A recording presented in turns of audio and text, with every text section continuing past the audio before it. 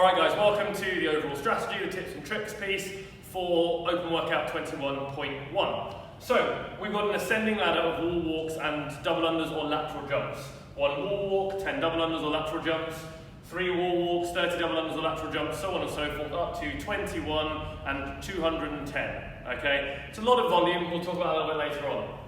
A couple of things to be aware of with this workout. There's a lot of work to do. We're probably going to be moving for 15 minutes. We watched some elite games athletes go this morning and take between 13 and 15 minutes to get near the end of this workout. We can assume we're moving for 15 minutes, and therefore we're going to move from round 1 like I'm going to be moving for 15 minutes. Let's not go out and attack this like I'm going to finish in 5 minutes. That's not happening. Some things that we can talk about to make this a little bit easier, okay? Coming on to our wall walks. We need to look at the standard of our wall walk so we don't miss any reps. Let's have a look at Tim doing some reps. So, at the bottom, chest and thighs are on the floor and his hands are in contact with that front bit of tape. He's going to walk himself up. And at the top of his rep, his hands touch the bit of tape nearer the wall. Tim comes back down. If we're looking at the scaled variation, all the way down to finish that rep, chest and thighs on the floor again, hands on the tape. That's the end of the rep. If we're going scaled, Tim's hands start in front of the line, no contact with the tape. He's going to walk his feet up, and he's going to get his hands behind that tape, no contact. That's a rep. He's going to come back down and touch the floor.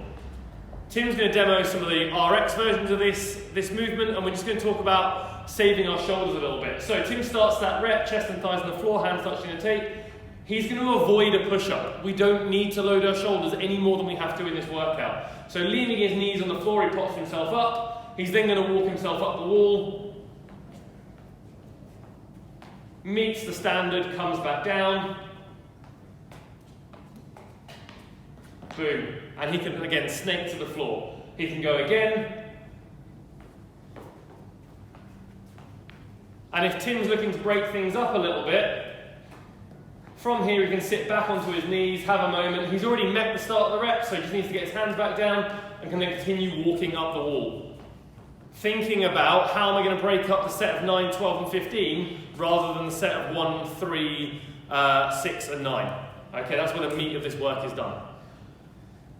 Number 2, things that Tim needs to think about. He doesn't want to miss a rep, right? So he wants to make sure he's clearing or meeting that line with his hands every single time. He doesn't want to do 90% of the work, right, to not quite make that line. Maybe one hand touches, one hand doesn't. He doesn't want to do all that work and come down for that rep not to count. That is just as hard as doing a rep, so let's make sure they count when we do them. Tim and I are going to swap places. There's a few tips we want to share with you guys about how to make these a little bit more efficient, a little bit easier. First thing, as Sam comes up into his push-up on his knees, gets his feet on the wall.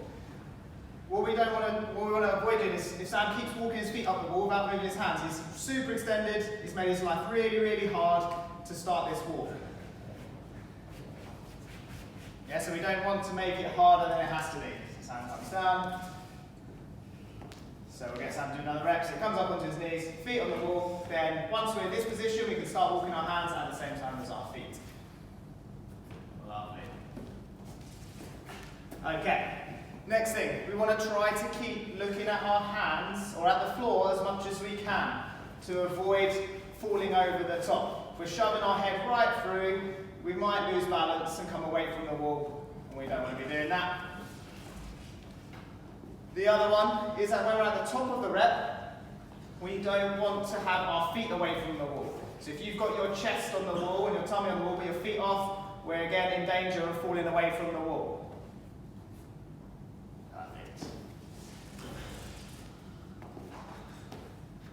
There was one more movement stand, I think, that we didn't go through. When you come back down, your hands need to touch this line here before your feet can leave the wall. So if Sam does an example, so he goes up. So if he comes down, starts walking, his hands don't meet the line and he takes his feet off the wall. So he's only met one hand, this is a no rep.